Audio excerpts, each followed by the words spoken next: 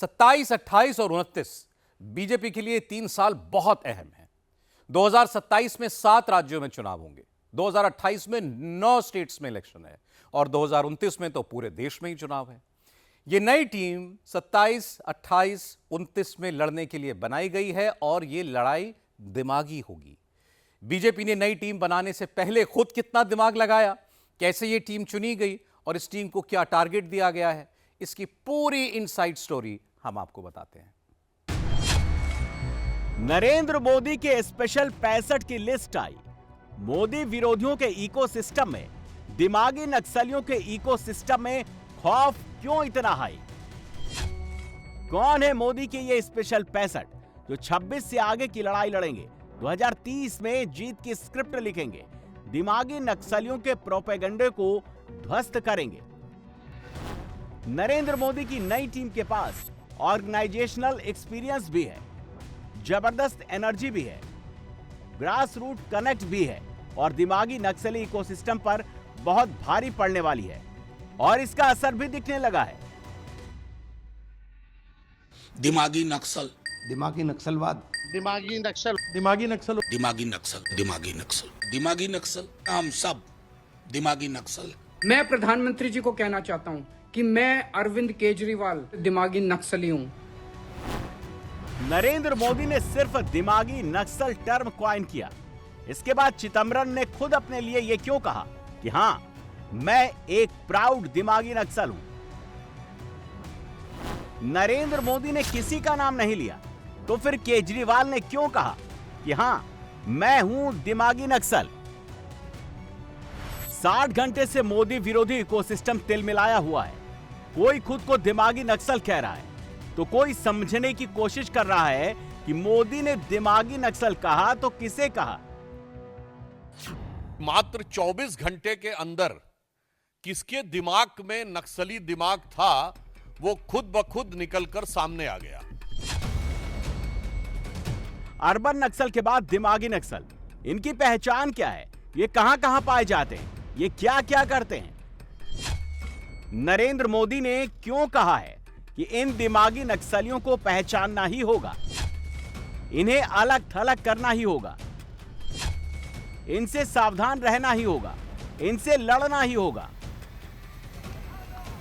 दिमागी नक्सल वो हैं जो 19 दिनों तक संसद को हाईजैक करके रखते हैं। दिमागी नक्सल वो हैं जो प्रधानमंत्री आवास के बाहर धरना प्रदर्शन करके सियासी संकट करते हैं। दिमागी नक्सल वो हैं जो नक्सली माओवादी विचारधारा को वैध ठहराते हैं, हिंसा या अराजकता को बढ़ावा देते हैं, युवाओं के दिमाग को प्रभावित करते हैं। ऐसे दिमागी नक्सल 14 से पहले सत्ता के गलियारों में थे और आज भी संस्थाओं के आसपास भटकते रहते हैं, हिंसक प्रवृत्ति वाली विचारधारा को समर्थन देते हैं। इसके लिए किसी को दिमाग पे जोर लगाने की जरूरत नहीं है, सिर्फ आंख खोलकर देखने की जरूरत है। उसे दिखाई पड़ेगा कि दिमागी नक्सल कौन है। वो लोग जो कहते हैं कि संसद से समाधान नहीं निकलेगा, सड़क से समाधान निकलेगा, वो है दिमागी नक्सल। जो ये कहते हैं कि संसद में रेजिस्टेंस से चीजें तय होंगी, वो है दिमागी नक्सल। ये वो दिमागी नक्सल हैं जो नक्सलवाद को सपोर्ट करते हैं, भारत के संविधान को रिजेक्ट करते हैं। ये दिमागी नक्सल अलगाववाद के साथ खड़े दिखते हैं, धारा 370 का समर्थन करते हैं। ये दिमागी नक्सल चिकन नेक को काटने की बात कहते हैं, नॉर्थ ईस्ट को भारत से अलग करने की धमकी देते हैं। मोदी के दिमागी नक्सल वाले इन दो शब्दों ने पिछले 60 घंटों से इस पूरे इकोसिस्टम को बौखला रखा है। मोदी ने किसी विपक्षी दल के नेता को दिमागी नक्सल नहीं कहा, लेकिन कांग्रेस के पी चिदंबरम का पोस्ट पढ़कर ऐसा लगता है कि वो अंदर ही अंदर खुद भी ये जानते हैं कि विपक्षी दलों के नेताओं की हरकतें बिल्कुल वैसी ही हैं।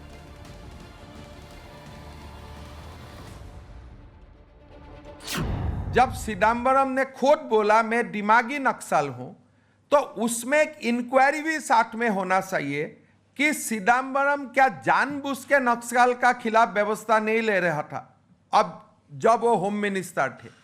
मेरा लगता है चिदंबरम दिमागी नक्सल नहीं है, उससे भी ऊपर वाला नक्सल है, वो खुद ही नक्सल है। देश में एनआरकी लाने वाला वो भी एक पूरा प्योर नक्सल है। ये वही पी चिदम्बरम है जो खुद किसी जमाने में मान चुके हैं कि माओवादी को बौद्धिक समर्थन देने वालों की वजह से उनसे मुकाबला करना मुश्किल है। और अब इन्हीं लोगों को जिन्हें लगता है कि वो दिमागी नक्सल की श्रेणी में आते हैं, वो पिछले 60 घंटे से खुद ब खुद अपने आप को दिमागी नक्सल का सर्टिफिकेट बांट रहे हैं और कैमरे पर आकर मोदी को कोस रहे हैं। अभी भी कहता हूं कि प्रधानमंत्री जी डिफाइन करें हु इज एन दिमागी नक्सल, हु इज अ दिमागी नक्सल, उसकी खूबियां क्या हैं, उसके तत्व क्या हैं अंतर्निहित। प्रधानमंत्री जी को पता नहीं कौन स्क्रिप्ट लिख के दे देते हैं दिमागी नक्सल। अरे साहब, अर्बन नक्सल पोस्ट ग्रेजुएट प्रोग्राम था आपके हिसाब से, तो पीएचडी प्रोग्राम हो गया दिमागी नक्सल। जिनको दिमाग होगा ना, उन लोगों के हकूक के लिए बोलेंगे। आप उन्हें नक्सल कहें, राष्ट्रद्रोही कहें, विरोधी कहें, कुछ भी कहें, लेकिन आप हकीकत को छुपा नहीं पाएंगे। अभी 19 अगस्त को तेजस्वी जी ने कॉल दिया है राजभवन मार्च का, कह देना हम सब दिमागी नक्सल। इस नस्ल के लोग सिर्फ बीजेपी में मिलते हैं। जिस नस्ल की बात वो कर रहे हैं ना, दिमागी नक्सलवाद, वो उस नस्ल के लोग सिर्फ बीजेपी में मिलते हैं, जो सड़क पर नफरत बांटते हैं, जो सड़क पर चलते हुए लोगों को पीटते हैं, जो धर्म के नाम पर नफरत फैला करके जिस धर्म के अंदर प्रेम का पाठ पढ़ाया जाता हो वो नफरत का पाठ पढ़ाते हैं। जिस धर्म के अंदर सहिष्णुता हो, जिस धर्म के अंदर ये कहा गया हो वासुदेव कुटुंबकम, वो उसके अंदर एक दूसरे मजहब के मानने वाले लोगों के लिए नफरत बढ़ते हैं। ये नक्सलवाद के लोग आपके यहाँ हैं, उस दिमागी नक्सलवाद के लोग हमारे यहाँ नहीं हैं। देखिए, जो दिमागी नक्सल हैं, जो देश के खिलाफ बोलते रहते हैं, जो कभी एयर स्ट्राइक, सर्जिकल स्ट्राइक पे सवाल उठाते हैं, कभी नक्सलिज्म को गरीबी से जोड़कर बड़े बड़े लेख लिख देते हैं, ऐसे लोगों की तरफ प्रधानमंत्री ने इशारा किया। लेकिन उड़ता तीर कांग्रेस ने ही ले लिया है, पकड़ लिया है। वो कहते हैं कि हम दिमागी नक्सल हैं। कैसी सोच है। और पी चिदम्बरम तो गृह मंत्री भी रहे, किस तरह की भाषा बोल रहे हैं। पूरा देश देख रहा है कि वो किस तरह की जबान उन्होंने कांग्रेस के लिए बोली।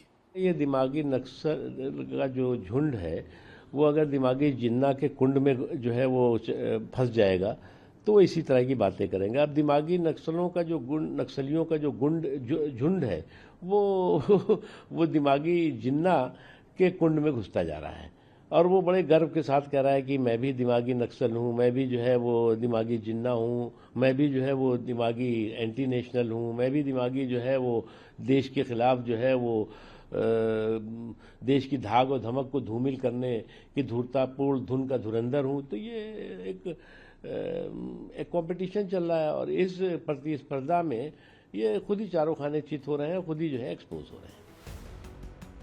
ये वही दिमागी नक्सल हैं जिन्हें जंतर मंतर पर तो छात्र नजर आते हैं, लेकिन झारखंड में छात्र दिखाई नहीं देते।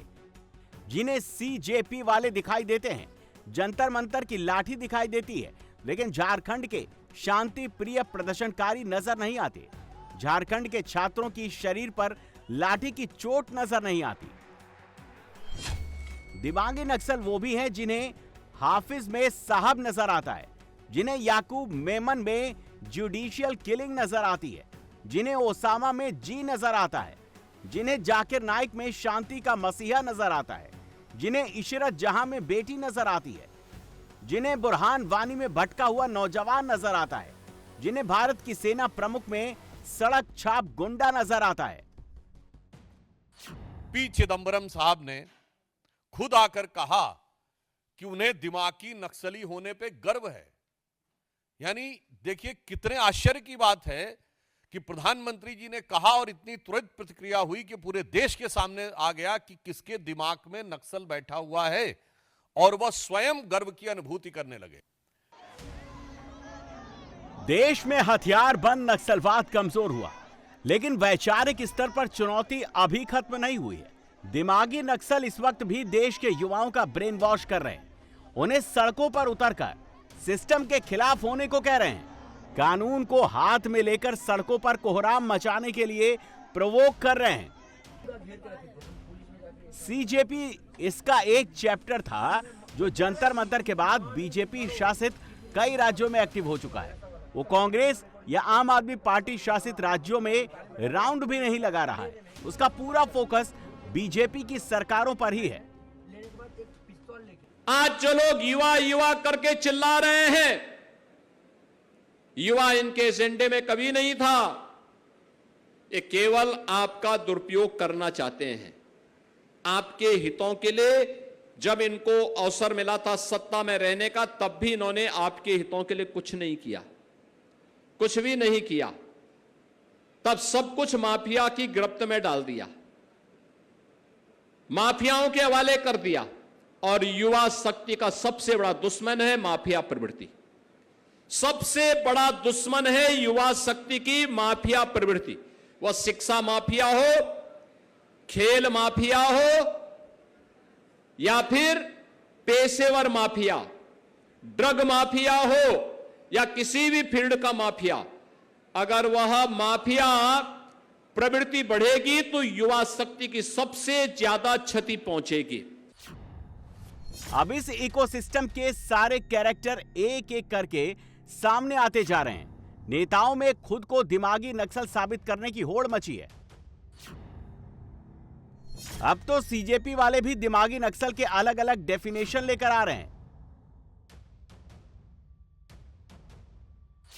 सोशल मीडिया की दुनिया में अचानक से दिमागी नक्सल ट्रेंड करने लगा है। जो उस विचारधारा से इत्तेफाक रखता है वो अपने हैंडल्स के नाम से लेकर अपने पोस्ट में भी प्राउड टू बी दिमागी नक्सल ट्रेंड कराने लगा है। यानी मोदी जी ने जो कहा उसमें एक अलग नैरेटिव फिट करके यूथ के बीच परोसने की कोशिश हो रही है। पूरे विपक्ष को आग लगी पड़ी है। दिमागी नक्सल शब्द का इस्तेमाल करने के पीछे उनका उद्देश्य क्या था, जितना मैं समझता हूं उतना यह है कि जो अराजकता में विश्वास करते हैं, बहुत सारे लोग हैं आंदोलन के नाम पर अराजकता पैदा करते हैं। कुछ लोग ऐसे हैं जो नक्सली मानसिकता के साथ जी रहे हैं और ऐसे लोगों के ऊपर प्रधानमंत्री जी ने आपत्ति दर्ज की है। अब मुझे समझ में नहीं आता कि चिदंबरम साहब जो हार्वर्ड से पढ़ के आए हैं वो अपने आप को अराजक साबित करने में क्यों गौरवान्वित हो रहे हैं। अगर वो और उनकी पूरी पार्टी और उनके सारे नेतृत्व अराजक महसूस कर रहा है और अराजक होना चाहता है, हिंसा में विश्वास करता है, तो वो स्पष्ट करे। मोदी सरकार देश के युवाओं को विकसित भारत का ग्रोथ इंजन बनाना चाहती है और देश की यंग जनरेशन के विचार और उनके युवा मन को दूषित करने वाले इकोसिस्टम से भी बचाना चाहती है। इस दिशा में बहुत बड़ा स्टेप उठाया गया है। बीजेपी अध्यक्ष नितिन नवीन ने 65 मेंबर्स वाली जो नई टीम बनाई है उसमें एक्सपीरियंस, एनर्जी और कनेक्ट पर खास फोकस रखा गया है। पूरा फोकस लॉन्ग टर्म पर है। टारगेट पर 2030 है और इस नई टीम का लक्ष्य मोदी विरोधी दिमागी नक्सलियों के नैरेटिव को पंक्चर करना है। मैं मानता हूं कि ये भाजपा के भविष्य की टीम है, भविष्य के भारत की टीम है और मैं इस टीम को बहुत शुभकामना देता हूं और कहीं न कहीं माननीय प्रधानमंत्री के विजन को, प्रधानमंत्री के संकल्प को ये टीम जमीन स्तर पर लेके जाएगी और कार्यकर्ताओं के साथ एक संबंध, जनता के साथ संवाद और निश्चित रूप से एक संकल्प के साथ काम करेगी। प्राइम मिनिस्टर नरेंद्र मोदी जी का अब सोच देखिए किस तरीके से अपना टीम बनाते हैं। तजुर्बे वाले, एक्सपीरियंस और ऊर्जावान नए चेहरा किस तरीके से मिश्रण करके टीम बनाते हैं। आज बहुत खुशी की बात है कि हमारे राष्ट्रीय अध्यक्ष जी श्री नितिन नवीन जी ने अपनी टीम का ऐलान किया है।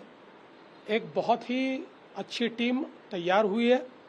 इसमें अनुभवी लोग भी हैं, युवा रक्त भी हमको इसमें दिखाई पड़ता है और विशेष रूप से मुझे इस बात की खुशी है कि महाराष्ट्र से उपाध्यक्ष के रूप में डॉक्टर भारती पवार, महामंत्री के रूप में विनोद जी तावड़े और कोषाध्यक्ष के रूप में पीयूष जी गोयल, इनके जैसे हमारे जो दिग्गज नेता हैं, इनको भी इस टीम में जगह मिली है। मैं उनको बहुत बहुत बधाई देता हूँ, पूरी टीम को बधाई देता हूँ और मुझे विश्वास है कि ये जो हमारी टीम है ये पूरे देश में भारतीय जनता पार्टी को बढ़ाने के लिए, जन जन तक पहुंचाने का कार्य करेगी। प्रधानमंत्री मोदी जी के जो कार्य है उन कार्यों को लोगों तक पहुंचाने के लिए एक सेतु का काम ये टीम करेगी, ये मेरा विश्वास है। बीजेपी जानती है कि 2030 की लड़ाई अगर जीतनी है तो न सिर्फ नैरेटिव बनाने के मामले में आगे रहना होगा, बल्कि दिमागी नक्सल के बनाए फॉल्स नैरेटिव और प्रोपेगेंडा को ध्वस्त करना होगा।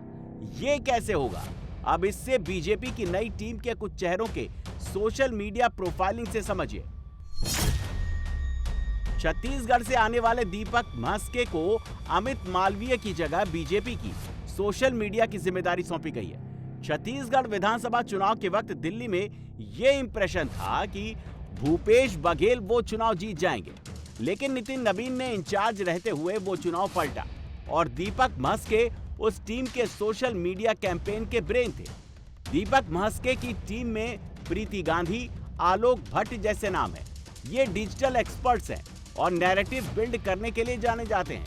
Media convener Anil Baluni plus Pradeep Bhandari plus Deepak Mhaske वाली बीजेपी की सोशल मीडिया टीम सीधे डिजिटल वॉरफेयर के लिए तैयार है। ये लोग real time fact check, counter video, data आधारित पोस्ट और ट्रेंडिंग हैशटैग चला सकते हैं। सीजेपी जैसे अकाउंट्स या इस जैसे दूसरे अकाउंट्स के फैलाए दावों का जवाब देकर नैरेटिव को कंट्रोल कर सकते हैं। स्मृति ईरानी, पीयूष गोयल, संबित पात्रा जैसे नेताओं के करोड़ों फॉलोअर्स हैं। ये सीधे जनता तक पहुंच बना सकते हैं, विपक्षी आरोपों का तुरंत जवाब दे सकते हैं और बीजेपी की टाइमलाइन को वायरल बना सकते हैं। संबित पात्रा और प्रदीप भंडारी डिबेट्स में आक्रामक स्टाइल के लिए जाने जाते हैं। बीएल संतोष और नेशनल ज्वाइंट जनरल सेक्रेटरीज की मौजूदगी में बीजेपी की ग्रास रूट मशीनरी बहुत मजबूत रहेगी। डिजिटल नैरेटिव को मैदान में वोट में बदलने का काम संगठन करेगा। प्रायोरिटीज भारतीय जनता पार्टी की बिल्कुल स्पष्ट रहती है कि जनता की सेवा के लिए भारतीय जनता पार्टी को चुनाव जीतना है और प्रण प्राण से सोशल मीडिया के माध्यम से हम और हमारी पूरी टीम इसमें काम करेगी। प्रोपेगेंडा भविष्य में भी आएगा, पहले भी हुआ है, लेकिन सत्य छुपता नहीं है। तो प्रोपेगेंडा से जरूर क्षणिक वातावरण बनता है, लेकिन लंबे समय तक अगर हम सही जवाब देते रहते हैं तो लोगों का भ्रम छटता है और भारतीय जनता पार्टी निश्चित रूप से उसी दिशा में चलेगी। देखिए, रील्स की बात है, लोगों को सोशल मीडिया से वो वैसे ही जुड़े हुए हैं, तो उनके माध्यम में हम वहां तक पहुंचे, ये हमारी प्राथमिकता रहेगी। इससे हमारी जो 3 लोगों की टीम बनी है और भी देश भर के अंदर हमारे जो कार्यकर्ता अन्य अन्य राज्यों में हैं, सभी मिलकर के भारतीय जनता पार्टी के काम के विस्तार में ये भी अपने नए आयाम के साथ नई भूमिका निभाएंगे। ये जो टीम बनी है भारतीय जनता पार्टी की आदरणीय नितिन नबीन जी के नेतृत्व में, ये मल्टी डायमेंशनल टीम है। हर क्षेत्र में पारंगत लोग हैं, ऐसे कार्यकर्ता जो जमीनी स्तर पर काम करते हैं। इसलिए सब मिलकर के भारतीय जनता पार्टी को और ऊंचाइयों तक ले जाने का काम करेंगे।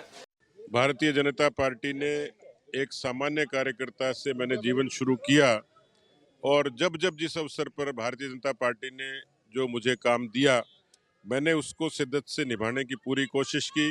लेकिन राष्ट्रीय स्तर के संगठन में शामिल होना सौभाग्य भी है और मैं समझता हूं कि जो अपेक्षाएं हैं पार्टी की, उसको पूरा करने के लिए पार्टी ने सोचा है कि मैं राजस्थान से बाहर एक बड़े दायरे में काम करूं।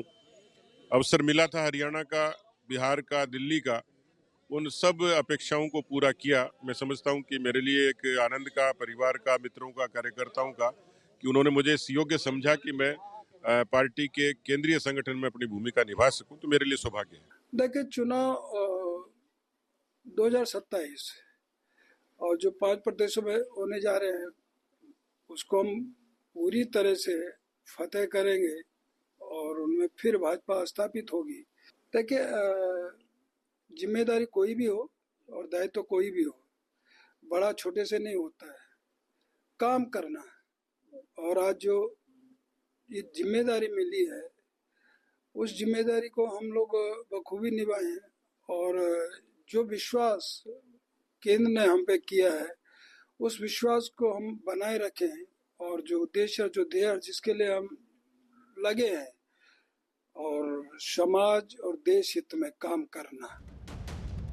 बीजेपी की नई टीम अनुभवी संगठनकर्ताओं, मीडिया सेवी, डिजिटल एक्टिव चेहरों का मिश्रण है और अब इस टीम का टास्क दिमागी नक्सलियों के फैलाए नैरेटिव को ग्राउंड पर, सोशल मीडिया की टाइमलाइन पर हाशिए पर धकेलने का होगा, बीजेपी के काउंटर नैरेटिव को मजबूत करने का होगा और अल्टीमेट फोकस विपक्षी हमलों का तेज जवाब देने पर होगा।